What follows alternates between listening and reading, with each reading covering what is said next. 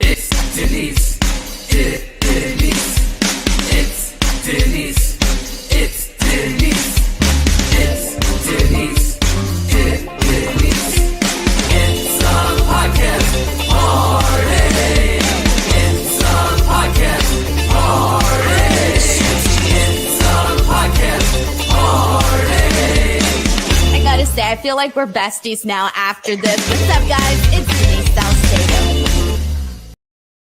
Hello there, everyone. Welcome to Speak Now Pro Wrestling. I'm your host, Denise Salcedo, and today we are going to be chatting about the January 25th edition of WWE NXT 2.0. So thank you so much for coming into the show, first and foremost. I appreciate you guys for coming in and listening to what I've got to say about wrestling and what I've got to say about NXT. So first of all, welcome to everybody who's coming on here right now.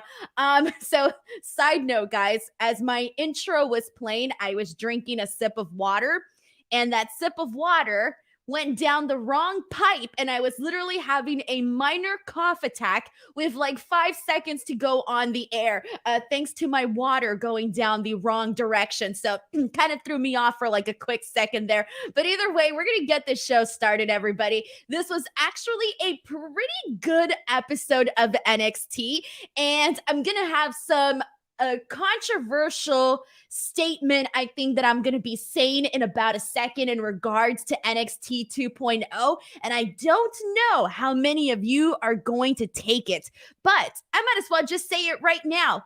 The first 45 minutes, and probably even the entire show of NXT 2.0 today, was more entertaining than the last 2 weeks of Smackdown.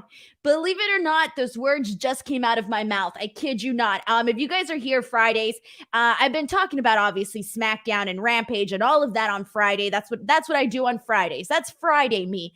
But oh my God, last week's Smackdown was not that great, and I was on here talking about that. I think I did an overall 10-minute, maybe 12-minute review of the show, and I cannot believe that I found myself enjoying NXT 2.0 more than Friday Night Smackdown. Now, I know that is a hot take, probably an unpopular opinion, but given that I watch all the shows, I feel like I know what I'm talking about, at least within today's episode in the last maybe a week or two of Smackdown. But anyways, that is my controversial hot take for the start of this show.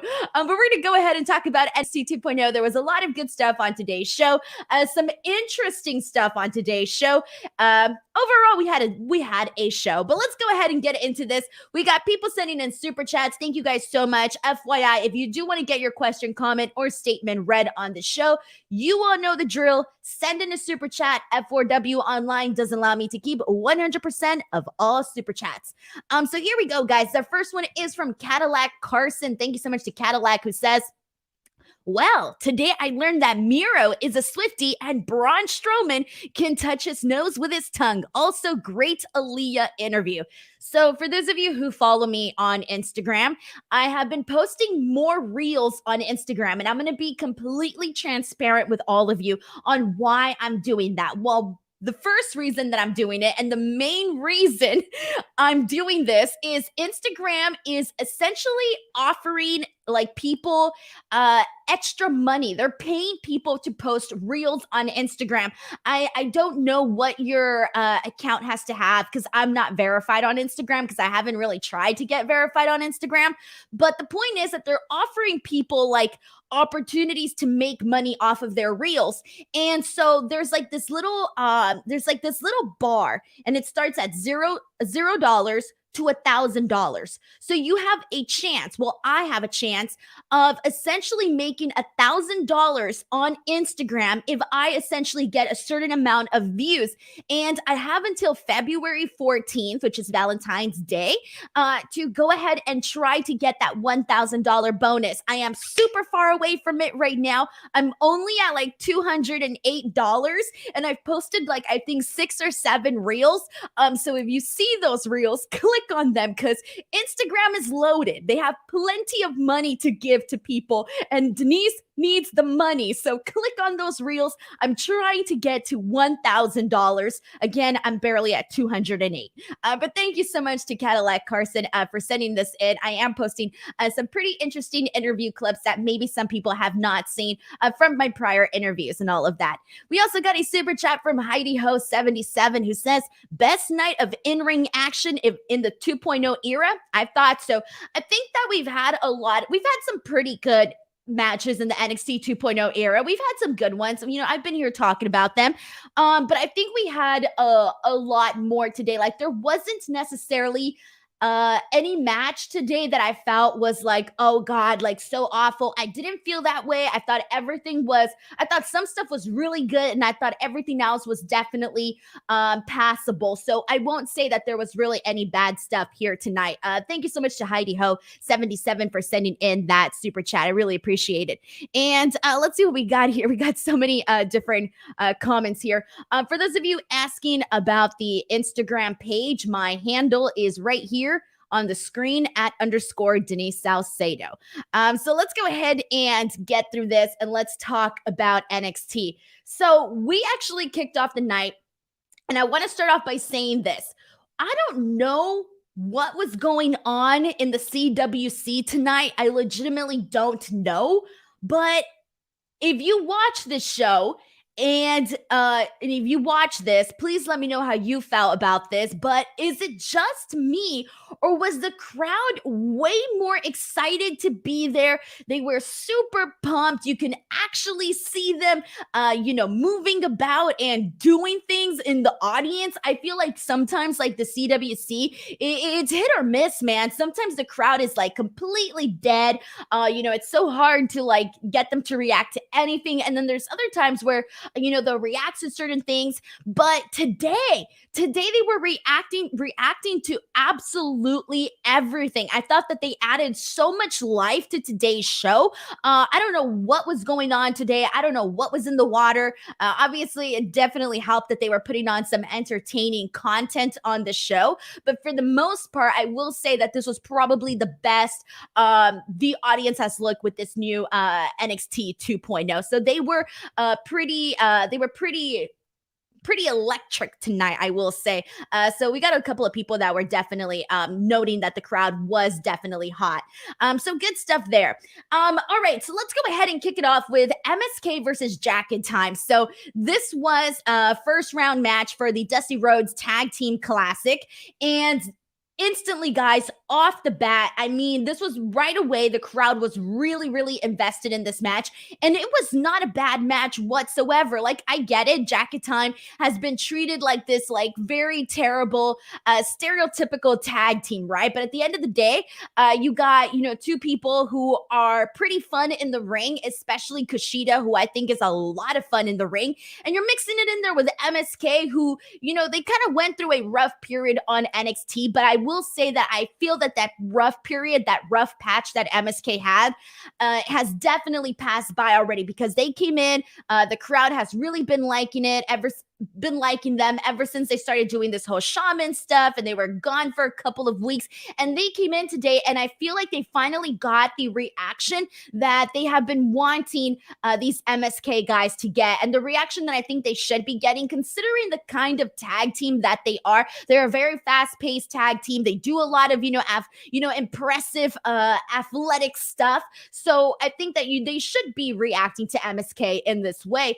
And this was instantly an explosive match. We saw both sides essentially go out there and put on a fast-paced match. The crowd was really into it, and it really made MSK feel like a big deal. And for the first time, it made Jacket Time not feel like a joke of a team. It made them feel like a legit team. So I got to say that this was a win-win across the board.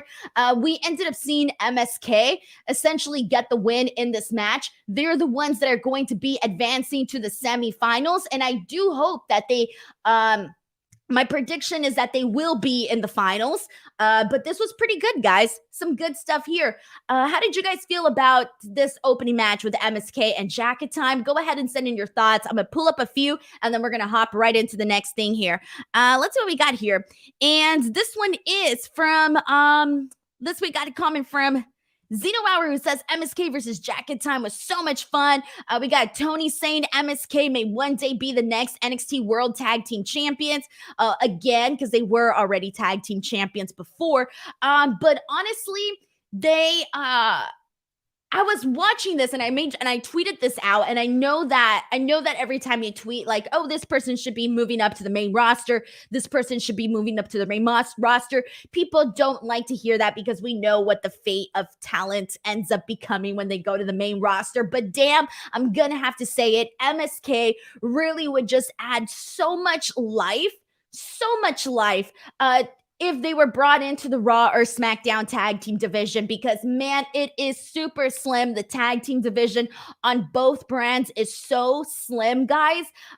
It's getting a little bit hard to start, to keep seeing the same matches over and over and over again. So I really think that MSK would be a breath of fresh air to be added into the mix of the tag team division for whatever brand. And I know a lot of people are like, damn, Denise, like we don't want to see them go to the main roster because this, and that. But now with these big changes in NXT 2.0, they have made it very clear that the direction that they want is to see these talents go up to the main roster versus the Black and Gold brand, where you saw people sticking around for a longer period of time. So I do think that they are somebody that would definitely fit in a whole lot into the main roster. All right. Before we get on to the next thing, we get a quick clip of the singer that we are going to be having today perform on the show, OllieJay.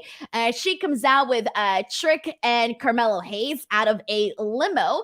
And if you saw the clip, you will know the reactions from people for that little moment. And we'll talk about more about OllieJay later on tonight, since she did have a performance on the show, but we'll talk about that in just a second, everybody.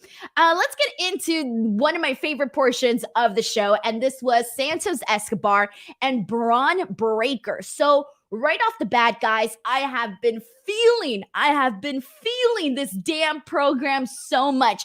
This is Braun Breaker and Santos Escobar feuding together from the second that it began, from the second that you had that face off backstage. I was like, hell yeah, Santos Escobar is the freaking guy to put in this position with Braun Breaker. And so now they're doing it. We're seeing it come to fruition. And I'm such a big fan of this, guys. Legitimately, I want Santos Escobar to be seen as a, top guy on the show. He should have been a top guy already. And granted, he was a really good NXT cruiserweight champion. And and I say this every single time, I'm still so angry that we never saw him become NXT North American champion. I actually think that's total and utter BS, because he was so freaking good, especially coming off of that reign as cruiserweight champion. So and it pisses me off even more, considering that they never did anything with Isaiah Swerve Scott. They literally had him with the belt and didn't even have him defend the championship. And I'm like, damn, bro, what the hell? Anyways, that's not the point of the argument here. The point is that I'm so happy to see Santos Escobar being featured in this spot alongside Braun Breaker. Now, obviously, Braun Breaker is the guy that they're pushing. Braun Breaker is the young new talent that is going to be pushed to the moon. And, Santos Escobar, they're probably only gonna, get him so far, right, on the roster. But I do think that at least what we're going to get is a good program between these two guys. I think that Santos Escobar is going to add a lot to the storytelling of this, and obviously help Braun Breaker, just it's going to add to Braun Breaker and what he's doing on the roster. But with that being said, this was an awesome promo from Santos Escobar. He comes in, he's a freaking star, man, just has so much presence in the ring. And he basically says he makes fun of Braun Breaker's family because they have poor math skills. And you guys all know what that was in reference to. And if anything, you guys can be reminded by watching my Scott Steiner math promo video. It's somewhere up on my YouTube channel and on my Halloween episode here on F4W Online. But anyway, so he makes fun of that. That absolutely killed me. I love that line. Braun Breaker finally comes out and he literally tells Santos Escobar, cállate. He tells him, cállate. And I thought that was pretty funny too. But anyways, so Braun Breaker tells him, like, all right, dude, let's do this. Let's have this match. But Santos Escobar is like, nah, bro. Like, we do things on my time when I want to do things. And you will know when I want to actually do this match with you. So then, as part of the promo too, Santos Escobar, he had been saying, I think later on in the night, he said that Braun Breaker didn't have any friends, that he didn't have anybody, that he was essentially a guy who had a target on his back and therefore had no friends. So he wants to see Braun Breaker find a tag team partner to wrestle Legado del Fantasma, Joaquin and Raul Mendoza. So he wants to see both of those guys essentially wrestle Braun Breaker, but we don't know who his tag team partner is going to be. And we end up finding out at the end of the night, and I'm so stoked, and we might as well talk about it now. The partner revealed to be teaming with Braun Breaker is going to be Tommaso Ciampa. And I gotta say that this was probably the best option, because I was thinking, like, who is it going to be? Like, I really hope it's not some, I really hope it's not going to be some dork. Like, I don't want to see Braun Breaker have to team up with some dork, right? Like, we don't want that. And I hate to say that, but it's like, given the randomness of NXT 2.0, you don't want to see Braun Breaker team up with like an Andre Chase or somebody like that. Like you don't want that. Nobody wants that. So with that being said, I thought, okay, this is going to be something like, but what is it going to be? So part of me thought, well, wouldn't it be better if somehow, some way this just ends up becoming a handicap match and it's Braun Breaker against both of those guys and he beats both of those guys, therefore looking like a beast, right? Cool. But it ended up being Tommaso Ciampa. And to me, this was such a good thing to do, because we've been wondering, like, what is Tommaso Ciampa's future going to be looking like right now, given the changes that we're seeing in NXT 2.0, given the fact that he's no longer NXT champion? What does the future for Tommaso Ciampa actually look like? So I thought this was a win. This gives Tommaso Ciampa something to do. And given the, little rivalry that he had with Braun Breaker, I think he was the perfect person to put in the spot. But guys, go ahead and send in your thoughts. How do you feel about Santos Escobar, the program that he's in with Braun Breaker, and the added addition of Tommaso Ciampa teaming up with Braun Breaker to take on Legado del Fantasma? Let's get some thoughts in here, guys. Let's get some comments. All right, let's see. Jay Ruiz says, yeah, Swerve still makes me mad too, Denise. They had so much potential there. So much potential there. This is from Matt Hensley, who says, I know you're a big fan of Santos, but I gotta be honest, this promo was just mad to me, and he feels slightly filler to me for Braun. Well, here's the thing, and this is what bothers me, and this is nothing to do with you, but it's the fact that they had something with Santos Escobar, and then they just shoved him to the side. And so if you're a viewer, you're probably thinking like, well, why should I be cheering for Santos Escobar? He's never been an NXT North American champion. He's never been an NXT World champion. So you're probably like wondering, like, why should I be cheering for this guy? The potential is there, and we have seen it. I thought the promo today was good. I've been liking all the other promos that we've gotten from him, but obviously they've never pulled the plug on Santos Escobar, which they should have a long time ago. We got Kevin Schoenfield, who says he knew it was going to be Tommaso Ciampa.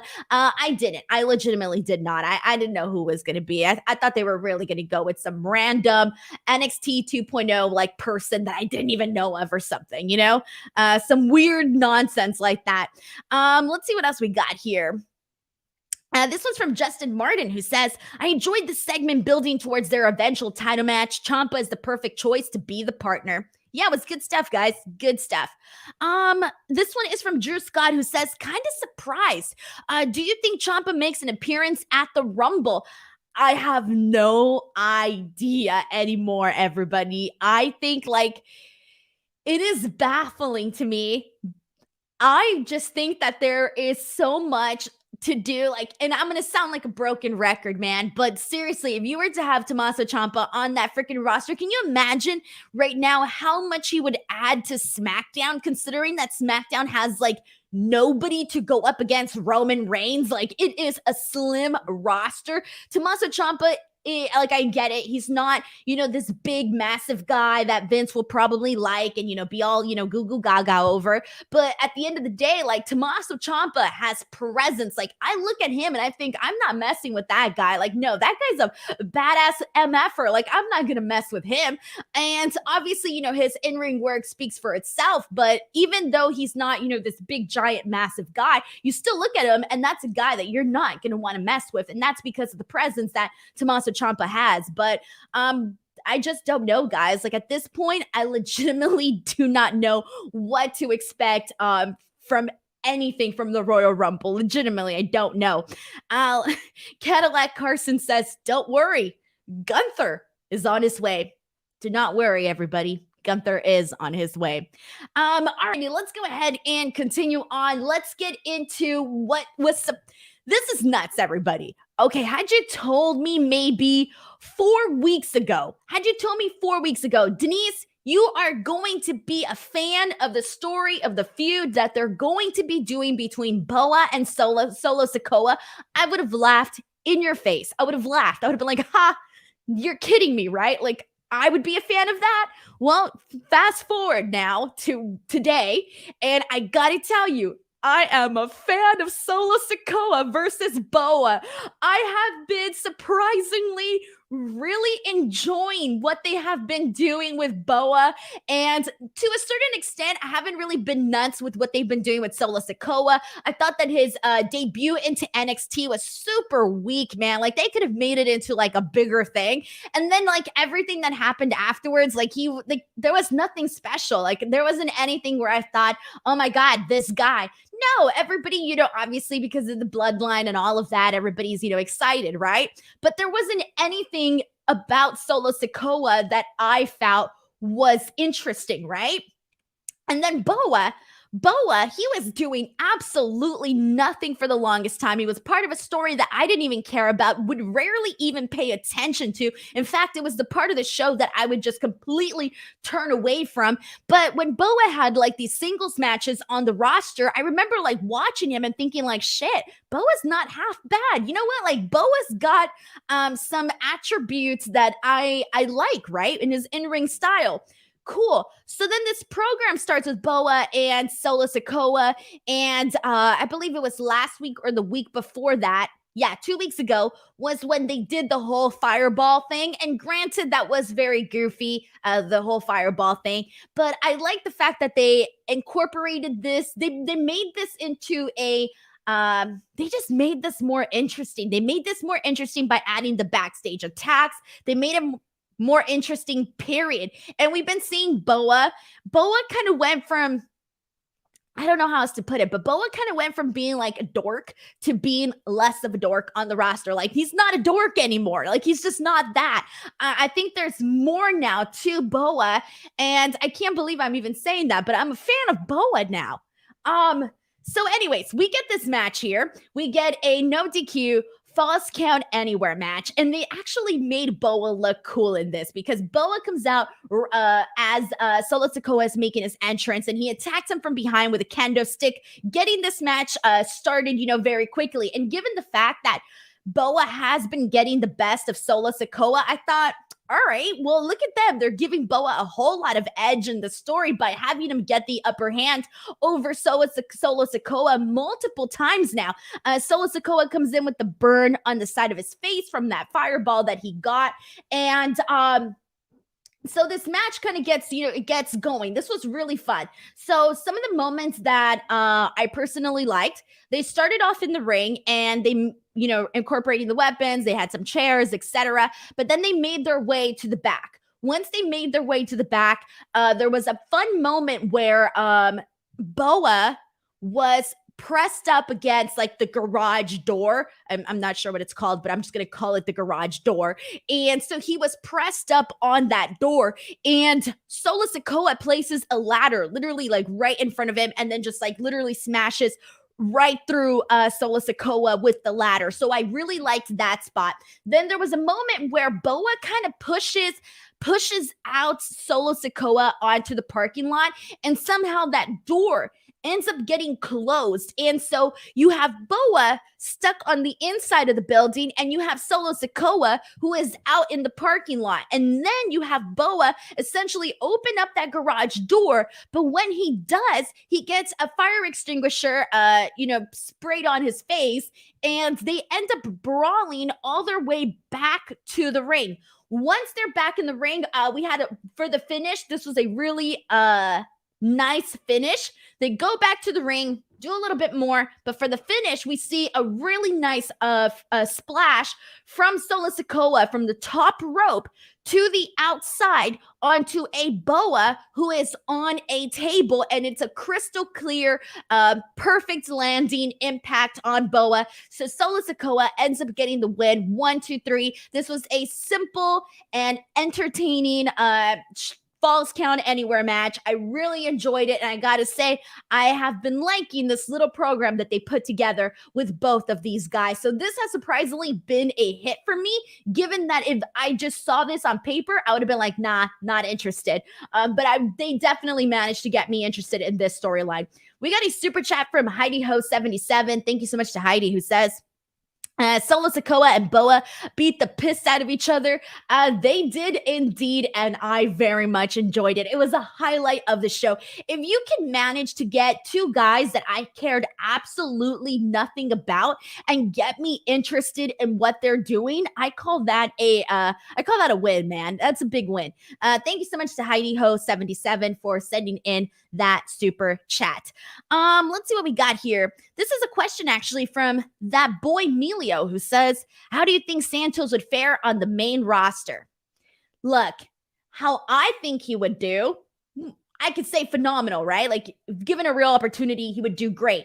But given how they have been with their Latino talent, I just feel like I wouldn't necessarily expect them to actually do anything with him. Like, he would probably be, a mid-card jobber. They'd probably have him team up with Humberto and Angel Garza and have them do something silly.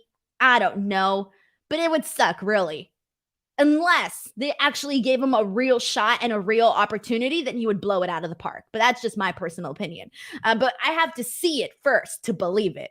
Thank you so much to that boy Melio for sending in a comment on that. We got Zeno Hour, who puts over the frog splash, saying that was really awesome. We got Mac Hensley, who says, I was so confused by the fact I liked the Boa match and I rewatched it and just got better the second time. Yep, it was good. Good stuff here.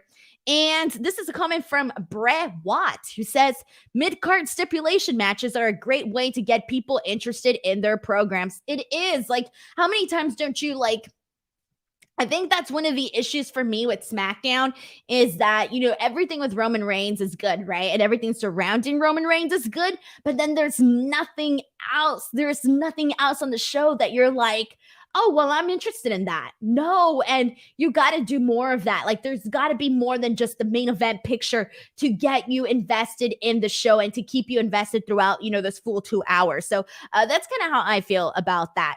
But let's go ahead and continue on, everybody.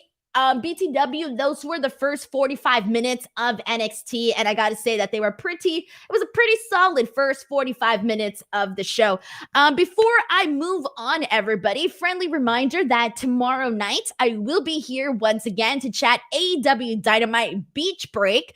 We got a pretty interesting show. We got the Lights Out match. We got the TNT Championship ladder match. That's happening. CM Punk is set to speak. They have a lot of stuff planned for Beach Break, and I'll be here tomorrow night to discuss it. And then on Friday, I will be back here once again on F4W Online to talk about both SmackDown and Rampage. Of course, that will be the SmackDown, the go-home show into the Royal Rumble. So it should hopefully be a good SmackDown. Fingers crossed that it is. And I don't think they have anything announced for AEW Rampage just yet. So I'll wait and see what they announce for that. Unless they announce something and I just completely forgot. All right, let's go ahead and continue on, everybody. All right, so after this, we have a promo from Imperium.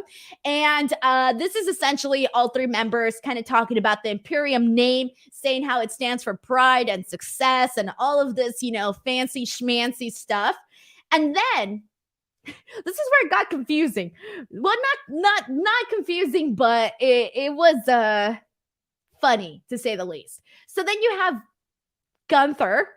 Gunther is basically talking about his name, and he says, like, my name also stands for those things. And then he says, my name was given to me by my grandfather, something about his grandfather, right? And then they go on to talk about, and he also says the name. He makes sure to hit it home. He's like, Gunther.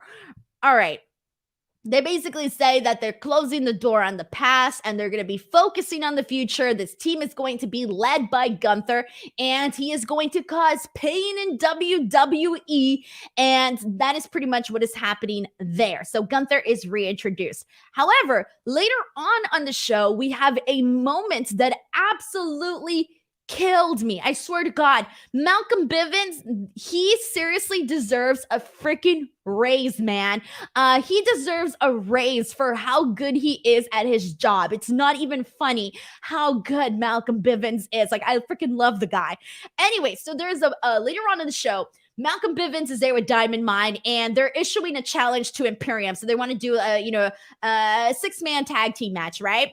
Okay, great. But there's a moment where Malcolm Bivens, he kicks off his promo by saying, quote, Gunther, what an awful name. I can't believe your parents named you that.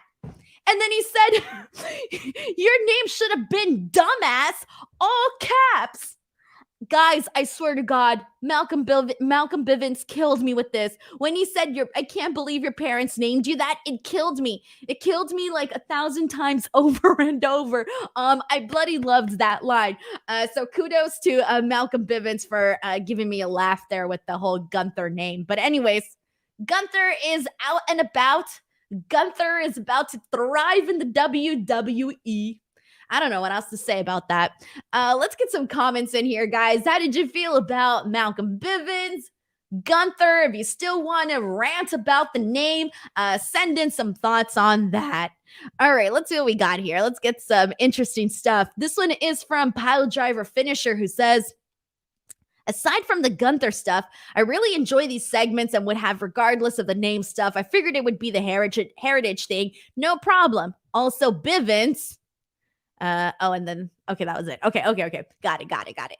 Let's see what else we got here. This one is from Major Blood, who says, I really need Malcolm Walter in a WrestleMania main event feud. Just stick it right into my veins. Eric Brody says, this was my first NXT show. This Gunther guy rules. I'm just going to take it as sarcasm.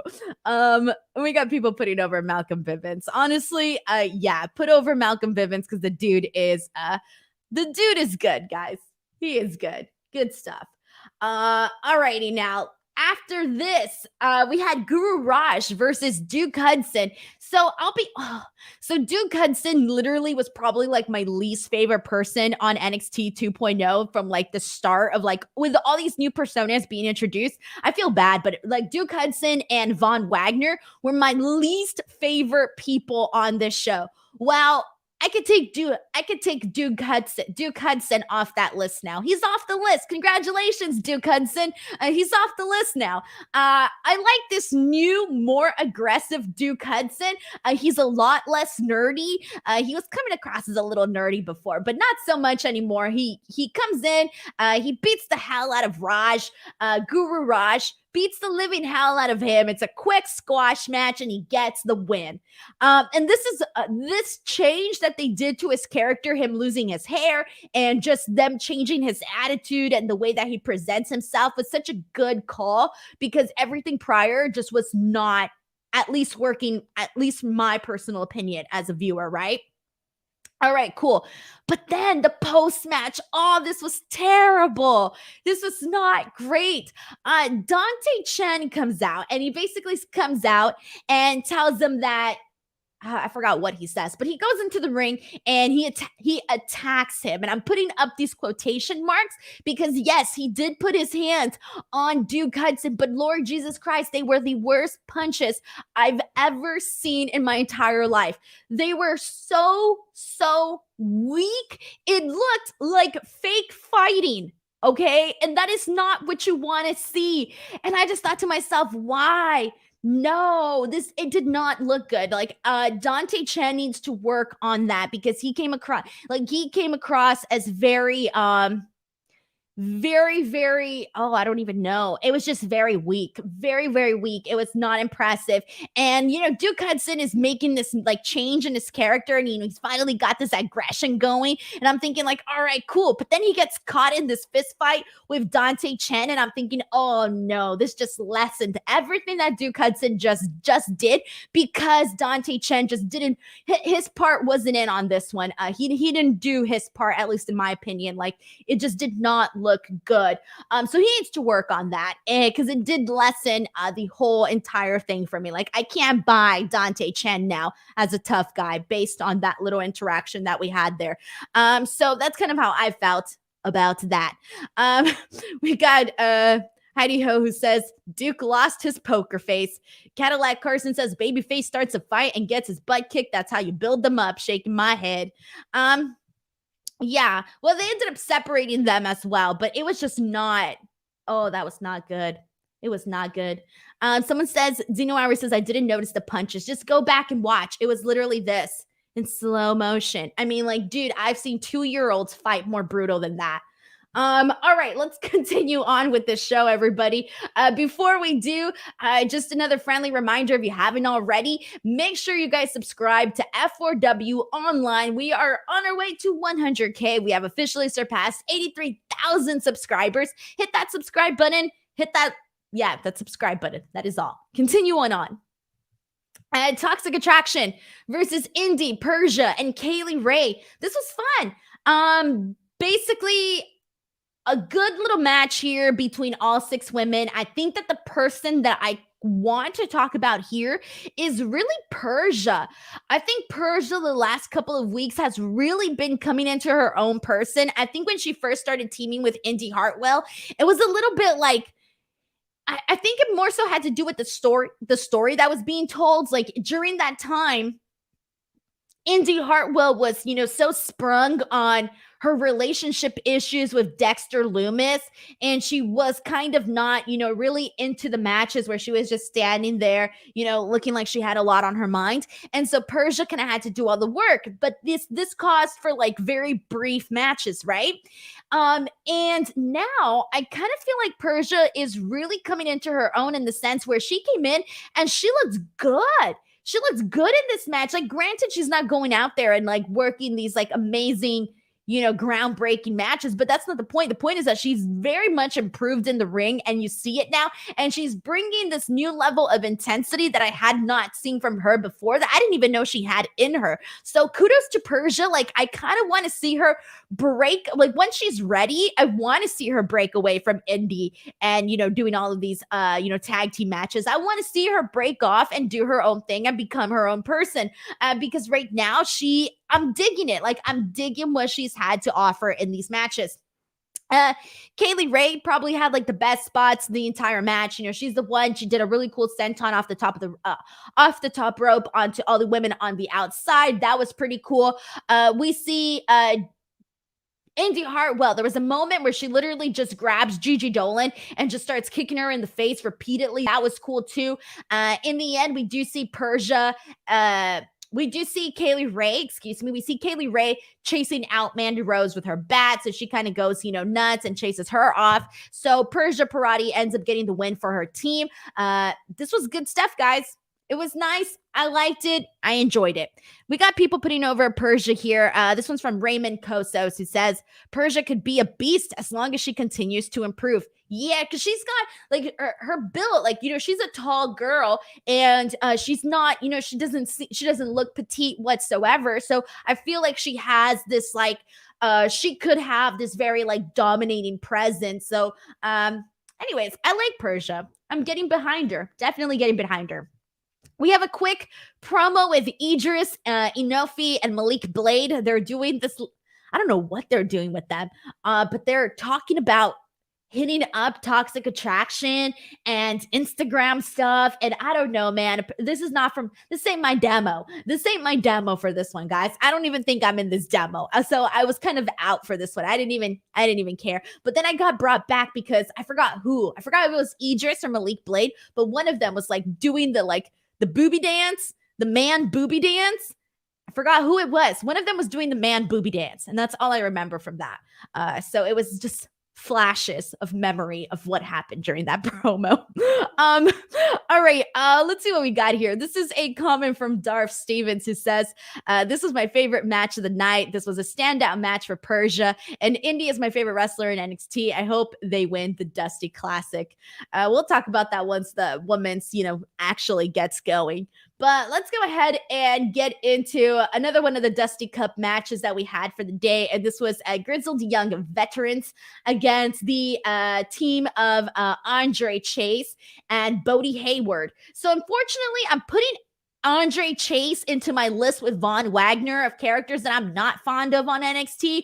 Andre Chase kind of started off really funny, and then it just went downhill. I haven't been feeling this character. Bodhi Hayward, who's the student that's been added to this, little Andrew Chase University thing that they're doing.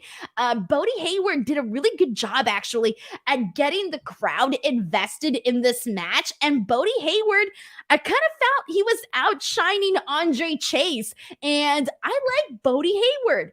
Like, he did pretty all right during this. He managed to get the crowd invested in the match, and he added more sizzle to this whole Andre Chase University stuff. Let me see what we got here. We ended up getting Grizzled Young Veterans. They won this match. They advance into the tournament. And then post-match, we see the return of my favorite, Von Wagner.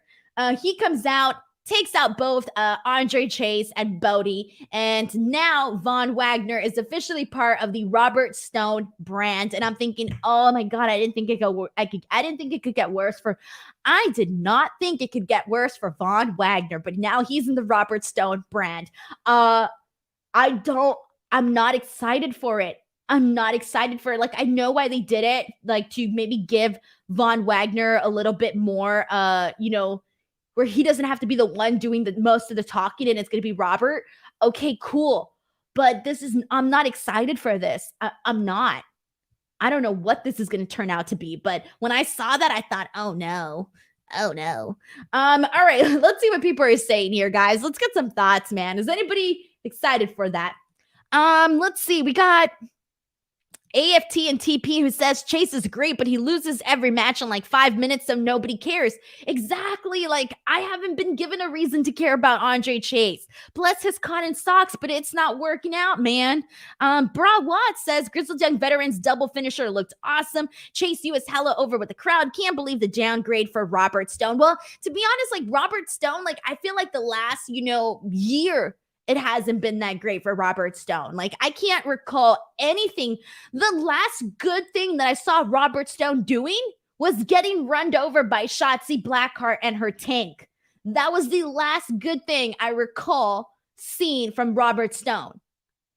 Name me something else, because I can't think of anything else. That was the last good thing, him getting run over by Shotzi. All right. Also, here we go. Let's go. I do also want to talk really quickly about the I forgot to add the image. Here we go. About the Dusty Rhodes Tag Team Classic, because we officially have the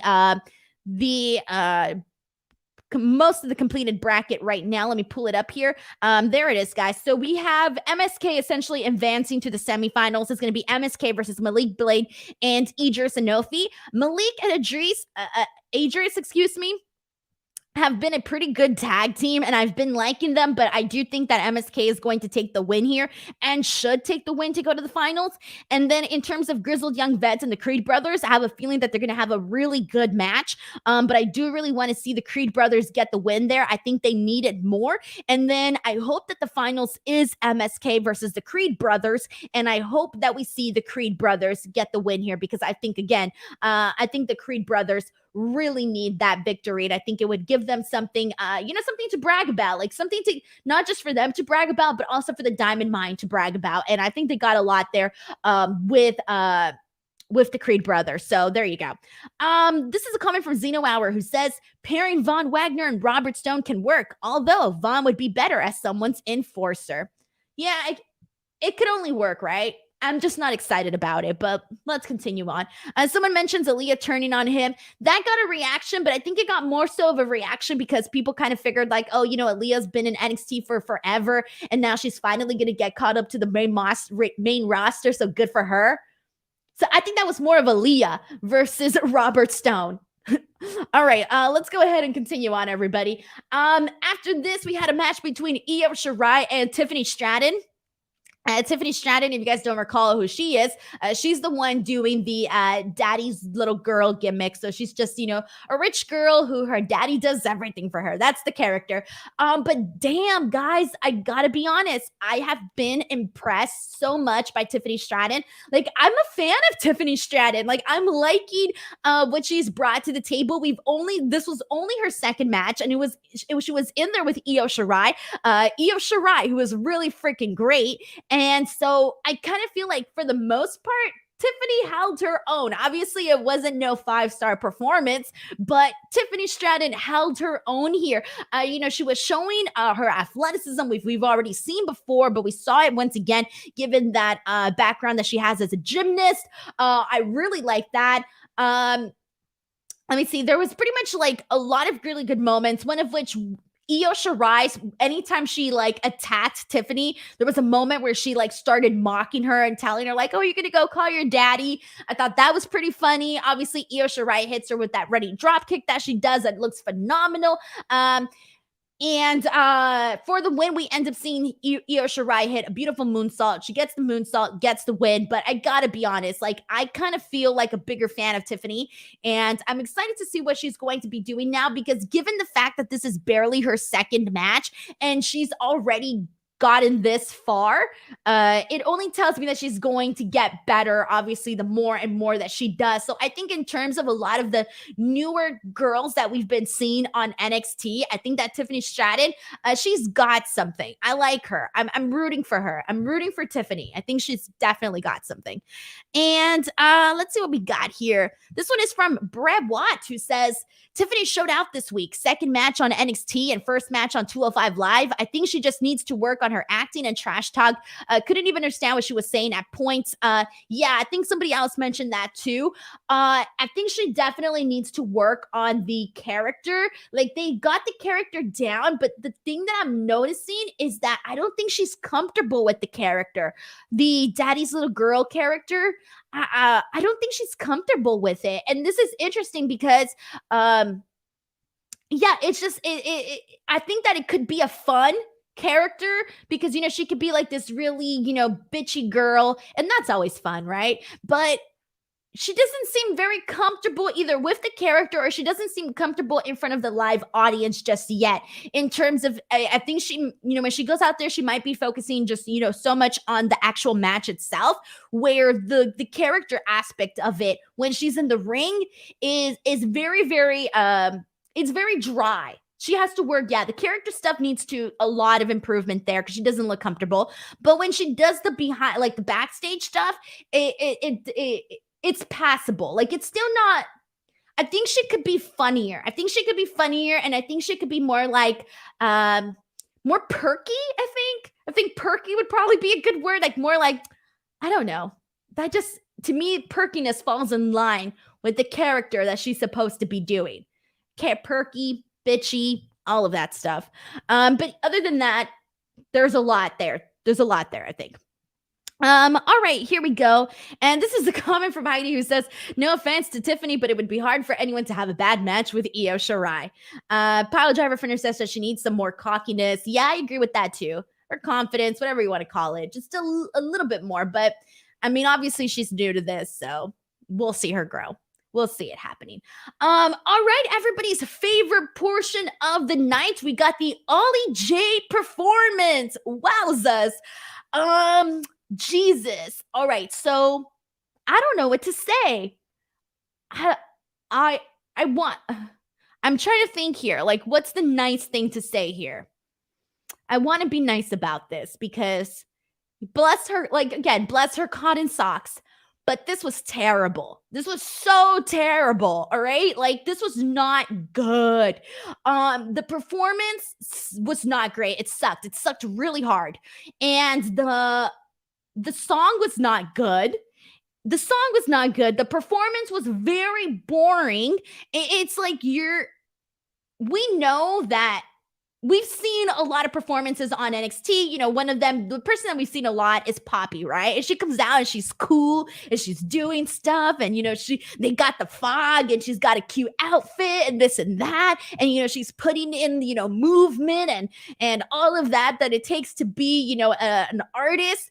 But I kind of felt like they just kind of had Ollie just kind of standing there with nothing but the ring. And she was just standing there looking like she's singing at somebody's, you know, party with nothing around her. I think had they put her on the stage, maybe given her, I don't know, some fog, something, more lights. I don't know. I think it could have added so much more to her performance.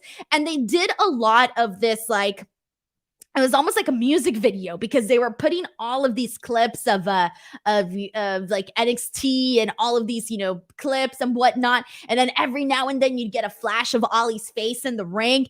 Yeah, this was not great. And you can imagine why she was there. She was obviously there, you know, she's a gorgeous girl. So I feel like that's really why she was there, because I went and I kid you not, I did a quick social media research, and she only had 1,800 followers on Twitter, only 135 monthly listeners on Spotify, 135 monthly listeners on Spotify, and 200K on Insta, which is really great. But I just kind of thought, like, man, I feel like there are so many other artists that I could only imagine would love to have a platform like being on NXT and performing on NXT. At the end of the day, you're going to get more eyes on your music. So I did kind of feel like, all right, well, I see where they're going with this, you know, but this was not the greatest. It was not the greatest. Let's see what we got here. Let's see if we got any other comments in. Daniel DeLeon says Trick and Mellow saved this segment. Aunt Juan says, I'm open to a lot of music genres and the performance and song and artists just weren't the best, to say it nicely. Oh man, like I feel bad, guys. Like I don't want to be mean, but it just was not good. All right, but you know what though? At the end of the day, she's a new artist apparently. So maybe somebody will tune in and listen. I don't know. All right. We're moving on. After this, what do we got here? We got some matches announced for next week. Obviously, we're going to be having Braun Breaker and Tommaso Ciampa versus Legado del Fantasma. We're also going to be having Cora Jade versus Raquel. That should be fun. Obviously, the continuation of the Dusty Rhodes Tag Team Classic. And then let's go ahead and jump into that main event, which was Cameron Grimes versus Tony D'Angelo, with the winner going on to face Carmelo Hayes for the NXT North American Championship. This was fun. This was a lot of Cameron Grimes kicking Tony D'Angelo's butt, in the sense that, like, Cameron Grimes is really good in the ring. So he was doing a lot of those strikes, kicking him in the jaw, kicking him in the chest, kicking him literally everywhere, which I really enjoyed. There was one minor botch for Cameron Grimes. He went up to the top rope, but before he could even get to the top rope, he kind of like slipped a little bit, and the crowd was chanting like, "Oh, you fucked up, etc." Right? And but he saved it immediately, right away. Ended up going for a crossbody, landed it, and the crowd completely forgot about the botch. No big deal. After this, we see Pete Dunne essentially come out with a paddle, and the referee he's paying attention to Cameron Grimes, so he's not seeing that on the outside of the ring, Tony D'Angelo is on the outside of the ring. Pete Dunne comes in, hits him with a paddle, and then gets him back into the ring. So Cameron Grimes ends up hitting him with the double knees to the face, and that is how Cameron Grimes gets the win. So it was not a clean finish. However, I did not hate this. Did not bother me whatsoever, this finish, because I don't want to see. I get that Tony D'Angelo is the guy that they're pushing because he did get over with people, and he's one of the characters that has gotten over with this, one of the newest, NXT 2.0 characters that has gotten over with people. So they obviously need to reward him for that. But Cameron Grimes is Cameron Grimes, and he's been there for a lot longer. He's a good wrestler and a good character. He checks all the boxes in the sense of what you would want from a pro wrestler with Cameron Grimes.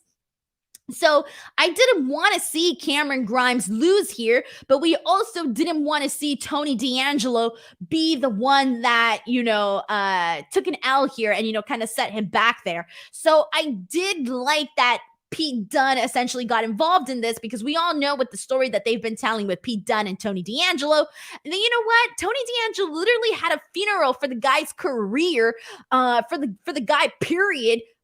Last week? So of course Pete Dunne's going to come out and is going to be pissed and it's going to cost him the match. Great. I don't hate it. And this now gives Cameron Grimes a win. He's going to move on to face Carmelo Hayes for the NXT North American Championship. I'm cool with that. I thought that they kind of found a way, and I get it. I know people hate these types of finishes because we see them all the time. But for this one, I'm going to let it slide. I'm going to forgive it. There you go, guys. That was NXT 2.0. I'm going to get some final comments in here. But before I do get some final comments, just a friendly reminder, do not forget to come back tomorrow for AEW Dynamite coverage. It's my most popular show of the week. It's going to be the beach break episode, so there's going to be lots to talk about. But let's get some comments in here and see what people are saying. This one is from Justin, who says, really good match. Grimes wins thanks to an assist from Pete Dunne's cricket bat. Thank you. Was it not a paddle? Oh, it was a cricket bat. I feel dumb now. All right. We got Zeno Hour says, I love the fact that Tony D'Angelo just seemingly became a suplex machine. Yeah, he hit a couple of suplexes there. Cameron Mumford says, damn, Poppy was terribly missed here. Point blank. I know, and I wasn't even a fan of Poppy. I think I listened to like one song, maybe two songs max from Poppy. I just never got into Poppy, but nah, we miss Poppy now. Definitely miss Poppy. All right. I think that's pretty much it, everybody. And everybody corrected me on the paddle. Sorry, guys. I don't know squat about cricket. Not one thing about cricket. Don't even know the paddle, apparently. Alrighty, everyone.